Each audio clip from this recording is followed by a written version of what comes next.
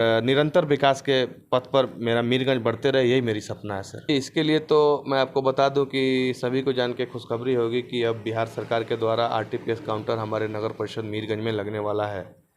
और चुनाव संपन्न होने के बाद मुझे लगता है कि निश्चित रूप से यहीं पे पेंशन और जो भी जाति निवास जो आय होगा अब यहीं पे बनेगा, तो हमको ऊंचका गांव जाने की कोई ज़रूरत नहीं पड़ेगी। कचरा दिखता है तो वो लोग बस टोल फ्री नंबर रहेगा, फ़ोन करेंगे, उस पर सफाई कर्मी हमारे जाके करेंगे। ये मेरा सपना है कि मैं ये ज़रूर काम करूँगा, कचरा ना दिखे बस। नगर निकाय चुनाव के लिए नामांकन की प्रक्रिया प्रारंभ हो गई है। तमाम सभापति पद के, उप सभापति पद के और वार्ड के जो सदस्य हैं लगातार अपने अपने निर्वाचित पदाधिकारी के यहाँ जाकर के अपने अपने नामांकन के दाखिल कर रहे हैं। इसी कड़ी में आज मैं मौजूद हूँ गोपालगंज के मीरगंज में। मेरे साथ आज एक विशेष मेहमान मौजूद हैं। उप सभापति अभी निवर्तमान में हैं और वर्तमान प्रत्याशी हैं श्री धनंजय कुमार यादव जी। इनके साथ आज हम लोग मौजूद हैं और इनसे विभिन्न बिंदुओं पर चर्चा होगी। क्या है इनका चुनावी एजेंडा और किन मुद्दों को लेकर के जनता के बीच जाएंगे और किस आधार पर जनता इनको वोट देगी और जनता के लिए जीतने के बाद क्या है इनकी योजना और क्या सोच रखे हैं, इन तमाम बिंदुओं पे बात करेंगे। बहुत बहुत स्वागत है आपका। धन्यवाद आपको और आपके चैनल को। क्या कहेंगे जनता के बीच आप जा रहे हैं वोट मांगने के लिए, क्या आपका चुनावी एजेंडा है? जी, मैं पहले पार्षद बन के उपाध्यक्ष रह के मीरगंज नगर परिषद क्षेत्र की, मीरगंज नगर पंचायत था उसके पहले, लोगों की सेवा जो किया है उस सेवा का फल मुझे अब मिलेगा। और सभी लोगों को पहले तो था कि एक वार्ड सदस्य ही उपाध्यक्ष और अध्यक्ष बनते थे, सीमित वोटर होते थे, सीमित वोटर पार्षद को चुन देते थे और पार्षद लोग मिल के चुनते थे अध्यक्ष उपाध्यक्ष। उसमें खरीद फरोख्त भी खूब होता जी था। निश्चित रूप से होती थी। अब ये मौका मिला है कि सारी जो जनता है वो अपना स्वच्छ छवि और सही नेतृत्व और सभी को लेकर चलने वाले व्यक्ति को चुने। ये मौका बिहार सरकार के द्वारा यहाँ पे मिला है। इसके पहले बिहार में ऐसी सुविधा आप मिनी विधायक का चुनाव लड़ रहे हैं, क्या योजना है आपकी? और जनता अगर आपके माथे पे जीत का सेहरा बांधती है तो जनता के लिए क्या सोच के रखे हैं अभी? जी निश्चित रूप से अभी मीरगंज में बहुत से काम बाकी हैं। यहाँ पे स्वास्थ्य की जो सुविधा है इसके लिए हम लोगों ने बहुत ज़्यादा आवाज़ उठाया था। इसके पहले जो प्राथमिक उप स्वास्थ्य केंद्र हथुआ मोड़ पे जो है हमारे 3 नंबर वार्ड में, उसके लिए हम लोगों ने जो इसके पहले वर्तमान मंगल पांडे थे, उन स्वास्थ्य मंत्री थे, उनको भी लिख के दिया था। बहुत जगह आवाज़ उठाई है, उसका चिट्ठी है मेरे पास, मैं आपको दिखा दूंगा। हम डीएम साहब से भी बात किए थे, स्वास्थ्य विभाग से भी हम लोग बात किए थे, लेकिन नहीं हुआ है। अब मैं चाहता हूँ कि निश्चित रूप से नई सरकार बनी है, फिर इस सरकार में भी जोर लगाया जाए और स्वास्थ्य के क्षेत्र में जो मीरगंज अछूता रहा है, पीछे रहा है, उसको निश्चित रूप से गति दिया जाए और आगे बढ़ाया जाए। युवाओं को विशेष से आपसे उम्मीद है, युवा वर्ग विशेष आशान्वित है कि जब आप जीतेंगे और पावर में आएंगे तो युवाओं के लिए कुछ ज़रूर करेंगे। सबसे ज़रूरी है युवाओं के लिए यहाँ खेल का मैदान। यहाँ के युवा देश के विभिन्न क्षेत्रों में, विदेशों तक जाकर के मीरगंज का नाम खेल की दुनिया में रोशन कर रहे हैं, लेकिन दुर्भाग्य है कि मीरगंज में खेल के लिए कोई बहुत अच्छा न तो ग्राउंड है न तो कोई स्टेडियम है। लगातार युवाओं के द्वारा आपसे, जब आप उप सभापति हुआ करते थे उस समय भी युवा आपसे मांग करते रहे और एक बार पुनः युवा आशान्वित है कि आप जब जीतेंगे तो युवाओं के खेल के लिए ज़रूर कुछ व्यवस्था करेंगे। क्या सोच है आपकी इस दिशा में? जी ऐसे तो अभी जो छोटा मोटा फील्ड है वो हमारे साहूजन स्कूल में है, तो वो एक माइनॉरिटी का स्कूल है, उसमें हम लोग अभी कुछ अपने से नहीं करा सकते हैं जब तक वहाँ की कमेटी नहीं चाहेगी। इसके लिए इसके बाद एक बंगला कॉलोनी जो है अपने चीनी मिल का, उसके यहाँ ग्राउंड है, उसके वहाँ पे हम लोग प्रयास करेंगे कि अभी वो बिहार सरकार से बियाडा एक कंपनी है, उसको अलर्ट हो चुका है वो ज़मीन। हम लोग बियाडा को अपना विभाग से चिट्ठी पत्राचार करके एनओसी मांग के वहाँ हम लोग का प्रयास रहेगा कि सभी लोग के सहयोग से, बिहार सरकार के सहयोग से, हमारे जिला पदाधिकारी महोदय के सहयोग से खेल मंत्री के सहयोग से और हम सभी के सहयोग से प्रयास से वहाँ कोई स्टेडियम का निर्माण कराया जाए। जल निकासी प्रमुख समस्या है शहर के लिए। हल्की बारिश होती है तो शहर के अधिकांश मोहल्लों के सड़कों पर जल जमाव हो जाता है। लोग त्राहिमाम करते हैं, न तो कोई सड़कों पे निकलना चाहता है, न व्यवसायी अपने दुकानों से बाहर निकलते हैं, इतनी पानी लग जाती है। क्या उस दिशा में करेंगे आप? देखिए सर, स्वाभाविक है, इसके पहले जो भी हमारे वार्ड पार्षद होते थे वही अध्यक्ष उपाध्यक्ष चुनते थे। जो भी पैसा बिहार सरकार से आता था सभी लोगों को बराबर बराबर हिस्से में हर एक वार्ड में विकास किया जाता था, जिससे जो मान लीजिए मेन ड्रेन की नाला है उसमें 2 करोड़ रुपए का लागत से उसको बनना है और 1.5 करोड़ रुपया ही आया अगर नगर पंचायत मीरगंज में, और 16 वार्ड थी तो 16 जगह बांटा जाता था। अगर मान लीजिए कि वो भी प्राथमिकता के आधार से वहाँ भी काम था, ऐसा नहीं कि काम नहीं है तो बांटा जा रहा है, तो सब जगह काम देखा जाता था। अगर 2 आदमी को किसी को छोड़ दिया जाए तो नाराज़गी होती थी हमारे पार्षद बंधुओं की। तो अब ऐसा हमको नहीं लग रहा है कि होने वाला है। अब जो भी पैसा आएगा अब दूसरे हिसाब से सब कुछ होगा। पार्षद लोग के लिए अलग व्यवस्था सरकार सोची होगी, अध्यक्ष उपाध्यक्ष के लिए अलग सोची होगी। तो मुझे लगता है कि अब मेन ड्रेन जो भी बनेगा वो निश्चित रूप से बड़े बड़े जो नाले हैं और बड़े बड़े जो दूरी के नाले हैं उसी पे कार्य होगा, उसी पर फोकस होगा हम लोगों का। और निश्चित रूप से मल्हनी जो है, मल्हनी खाड़, उसमें हम लोग पूरे मीरगंज के जो जल निकासी है उसको वहाँ तक पहुँचा के वहाँ उसमें मिलाने का कार्य करेंगे। सफाई के लिए क्या योजना है? सफाई तो हमारे यहाँ अभी भी दो टाइम होती है, सुबह और शाम को। सफाई मीरगंज में बहुत ही अच्छी रहती है, सफाई में भी कोई दिक्कत नहीं है, सफाई सब ठीक ठाक चलती है। अगर उसमें भी कोई कमी हो तो मैं अभी अपनी जनता से भी, अपने सब समाज के लोगों से अपील कर रहा हूँ कि मैं अगर चुनाव जीतता हूँ तो इसके बाद मैं हेल्प नंबर एक बनाऊँगा। अपना हेल्प नंबर बना के सब जगह, सार्वजनिक जगह पे उसको चिपकाया जाएगा और नंबर रहेगा उसमें कि सफाई की व्यवस्था थोड़ी होने के बाद अगर कहीं भी कचरा दिखता है तो वो लोग बस टोल फ्री नंबर रहेगा, फ़ोन करेंगे, उस पर सफाई कर्मी हमारे जाके करेंगे। ये मेरा सपना है कि मैं ये ज़रूर काम करूँगा, कचरा ना दिखे बस सर। इसके लिए नगर के तमाम गतिविधियों पर नज़र रहे, इसके लिए 1 वर्ष पहले विभिन्न स्थानों पर CCTV कैमरे लगाए गए थे। आज क्या स्थिति है उन कैमरों की? वो तो 1 वर्ष नहीं 2 वर्ष पहले लगाए गए थे। वो एक्चुअली वो तार वाला जो सिस्टम था ना सर, तार वाले में जगह जगह कोई बंदर कोई कैसे कुछ कूद गया, गिर गया, उससे तार टूट गया है।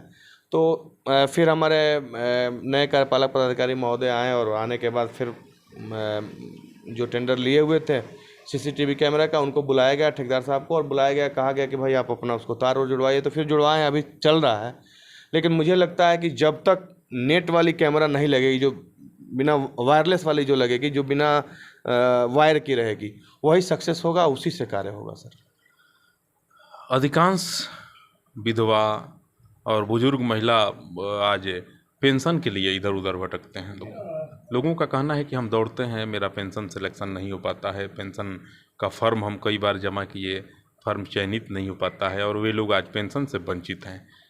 जब आप सत्ता में आएंगे और ताज आपके माथे पे होगा तो क्या करेंगे उन बेसहारा महिलाओं के लिए जो कि पेंशन के लिए इधर उधर भटक रही हैं? जी, इसके लिए तो मैं आपको बता दूं कि सभी को जान के खुशखबरी होगी कि अब बिहार सरकार के द्वारा RTPS काउंटर हमारे नगर परिषद मीरगंज में लगने वाला है। और चुनाव संपन्न होने के बाद मुझे लगता है कि निश्चित रूप से यहीं पे पेंशन और जो भी जाति निवास जो आय होगा अब यहीं पे बनेगा, तो हमको ऊंचका गांव जाने की कोई ज़रूरत नहीं पड़ेगी। और हमको अब नहीं लगता है कि कोई पेंशन से वंचित रहेगा। जब यहाँ रहेगा व्यवस्था हम लोग के हाथ में रहेगा, निश्चित रूप से सभी को पेंशन देके सभी को सुदृढ़ करने की। ज़्यादा से ज़्यादा लाभुकों को आवास योजना का लाभ मिल सके, इसके लिए क्या करेंगे आप? नहीं, अभी तो हम लोगों ने रिसेंट अभी सर 2-3 महीने पहले 432 लोगों को आवास, प्रधानमंत्री आवास योजना के तहत पहला किस्त अलॉटमेंट सभी को बांटा गया है। अब उस उपयोगिता के हिसाब से फिर पैसा आएगा तो दूसरा किस्त दिया जाएगा। शहर की सबसे बड़ी समस्या है जिसके चलते महिलाएं मीरगंज में आने से कतराती हैं, शौचालय। जी जी। शौचालय का कोई यहाँ प्रबंध नहीं है। जी, उस समय भी इंटरव्यू हुआ था सुबह में, हम तो बताए थे कि पहले का 11 अब का 17 नंबर वार्ड हो गया है। 17 नंबर वार्ड में वहाँ ये 11 17 ये 17 नहीं, अब वो 23 हो गया सर। 23 नंबर 24 नंबर वार्ड में 24 नंबर वार्ड में पहले वो एक्चुअली 5 नंबर था, तो जो इधर उधर चेंज हुआ है वार्ड, तो थोड़ा सा मैं भी इधर उधर बोलना पड़ा मुझे। तो उस वार्ड में जो पहले का 5 था अब का ये है, तो उसमें अब बनने जा रहा है, वहाँ पे शौचालय बनेगा। और टेंडर प्रक्रिया भी पूरी हो चुकी है, वहाँ शौचालय निश्चित रूप से बन जाएगा, जो गला मंडी स्थित जगह है वहाँ पे। और क्या योजना है जनता के बीच आप जा रहे हैं, क्या सोच रखे हैं अपने क्षेत्र की जनता के लिए? नहीं, मेरी तो यही एक नेशन है कि कोई छूटे ना, किसी से भेदभाव ना रहे, सभी का कार्य हो, जो मेरे पास आए, मेरी यथाशक्ति जो भी मेरे पास ये जो भी मेरे पास उपलब्ध हो, जो मेरे सामर्थ्य में हो, उसके लिए मैं निश्चित रूप से। आज आप नामांकन का पर्चा दाखिल किए, बड़ी भीड़ था उसमें, कैसे लोग थे आपके साथ, उतनी लोग कैसे आ गए थे? जी, मैं आपको फिर बता दे रहा हूँ कि आज विगत 5 दिनों से मेरी दोनों बेटी गोरखपुर अस्पताल में भर्ती हैं, मैं वहीं था। और पंडित जी के जहाँ जैसे चलता है सब लोग, वो पंडित जी का था कि भाई 15 को आपको नॉमिनेशन कर लेना है, मैं तो उधर था। अब यहाँ पे जो भी थी, सब जनता का प्यार था, मैं बस वहीं से व्हाट्सअप और फेसबुक पर सर मैं डाल दिया था कि मैं 15 को नॉमिनेशन करूँगा, बाकी मैं कुछ नहीं जानता था। सुबह में मैं रात को वहाँ से 3 बजे रात में मैं चला गोरखपुर से, सुबह में 6 बजे पहुँचा। पहुँचने के बाद आया, नहाया, फ्रेश हुआ, तो देखा बाहर हमारे सारे समर्थक, सारे लोग जुट गए थे। तो मुझे लगा कि आज मैं जो भी कुछ हूँ इन्हीं के बदौलत हूँ। आज आपके इस राजनीतिक जंग के मैदान में जी जी सबसे बड़ा प्रतिद्वंदी आपका कौन है? कोई नहीं है सर, कोई प्रतिद्वंदी नहीं है मेरा, सारे लोग मेरे अपने हैं, मैं किसी को अपना प्रतिद्वंदी नहीं मानता हूँ। सारे लोग मेरे अपने हैं, सारे लोग को मिल के चुनाव लड़ना है। जनता के हाथ में फैसला है कि किसको वो चुनाव जिताएंगी और किसको हराएंगी, जनता मालिक है। कोई प्रतिद्वंदी नहीं होता है, कोई सर्वश्रेष्ठ नहीं होता है, जनता जिसको चाहती है उसी को सर्वश्रेष्ठ, उसी को चुनती है सर। क्या संदेश देंगे जनता के लिए, जनता से क्या अपील करेंगे आप? जी, जनता से मैं यही अपील करूंगा कि जो लोगों के बीच जाए, जो लोगों के दर्द दुख को समझे, जो लोगों के सुख दुख में भागीदार बने, जो हमेशा लोगों के साथ रहे, उसी को चुने। अन्यथा किसी को सोच समझ के, ये देखिए मतदान है, 5 साल में एक बार करना है, 5 साल में एक बार चुनना है, तो ऐसे व्यक्ति को चुने जो 5 साल उनके बातों पर और अपनी बातों पर खरा उतरे। जब आप चुनाव नहीं लड़ रहे थे उस समय भी तो आप जनता के बीच रहते थे। जी बिल्कुल बिल्कुल, मेरा तो स्वभाव ही रहा है सर सेवा करना, ये तो जनता का प्यार है कि मैं चुनाव। आधी रात को आपको कोई फ़ोन कर देता है और कहता है कि ज़रा अस्पताल चलना है, आधी रात को आप निकल जाते हैं, आपको डर नहीं लगता है? जी नहीं सर, जनता के लिए मैं सब समर्पित है, मेरा जीवन समर्पित है सर, मुझे क्या डर है। मेरा कोई किसी से बैर नहीं है सर, किसी से मेरी कोई दुश्मनी नहीं है, क्या होगा मुझे। शहर का आम आदमी भी कहता है कि मैं एक बार फ़ोन कर देता हूं और धनंजय बाबू दौड़े चले आते हैं। क्यों चले जाते हैं आप, क्या उसमें आपको प्राप्त होता है? जी, मुझे बहुत ही सुकून मिलता है लोगों का कार्य करने में, लोगों के सुख दुख में अपना हाथ बटाने में, लोगों के सुख दुख में पहुंच जाने में मुझे अपना बहुत सुकून मिलता है सर, दूसरा कुछ नहीं। कोई राजनीतिक एंगल से मैं ये नहीं करता हूँ, मेरा शुरू से ये हॉबी रहा है और ये जब तक मैं हूँ, चुनाव लड़ूँ ना लड़ूँ, चुनाव जीतूँ चुनाव हारूँ, उससे मुझे ये फ़र्क नहीं पड़ता है। ये मेरा कार्य हमेशा चलता है और चलता ही रहे। युवा आपके साथ इतना कैसे जुड़ते चले जा रहे हैं? युवाओं की फौज आज आपके साथ हम देखें, हजारों की संख्या में नौजवान थे, कैसे युवा जुड़ रहे हैं आपसे इतना?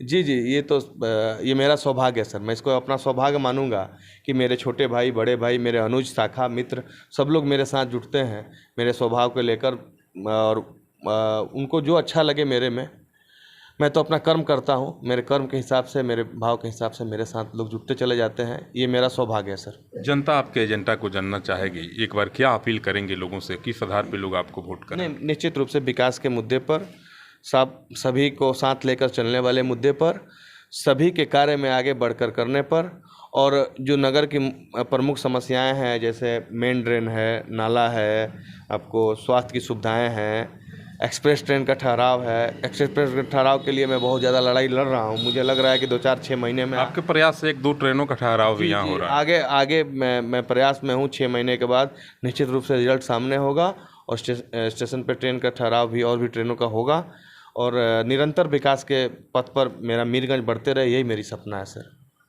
और सबसे बड़ी समस्या एक शहर की और है पार्किंग और अतिक्रमण, इसके लिए क्या करेंगे? देखिए, अतिक्रमण तो सर छोटा शहर है और अब हाईवे बन गया है, तो अब समस्या जाम की नहीं रह गई है, सारी गाड़ी उधर से निकल जाती हैं। और शहर है तो थोड़ा बहुत तो सर रहता ही रहता है, लेकिन उसी में हमारे व्यवसायी बंधुओं को सभी को समझा बुझा के हम लोग कह देते हैं, तो अपना वो साइड उड करवा लेते हैं। अभी ऐसी कोई जाम की समस्या मीरगंज में नहीं हो रही, जब से बाईपास बन चुका है तब से। धनंजय कुमार यादव जी हैं, जो निवर्तमान उपसभापति भी हैं और वर्तमान में सभापति के उम्मीदवार भी हैं। आज इन्होंने अपने नामांकन का पर्चा निर्वाची पदाधिकारी के समक्ष दाखिल कर दिया है। इनसे मेरी बात हुई, तमाम बिंदुओं पर बात की है। खेल का मैदान, शिक्षा, चिकित्सा, जल निकासी, तमाम बिंदुओं पर चर्चा हुई और इनका एक ही शब्द है कि जनता को चयनित करना है कि कौन कैंडिडेट, कौन उम्मीदवार सुख का साथी है, दुख का साथी है, कौन व्यक्ति उनके बीच रहता है, उनकी एक बुलावे पे कौन हाजिर हो जाता है। यह फैसला जनता को करना है।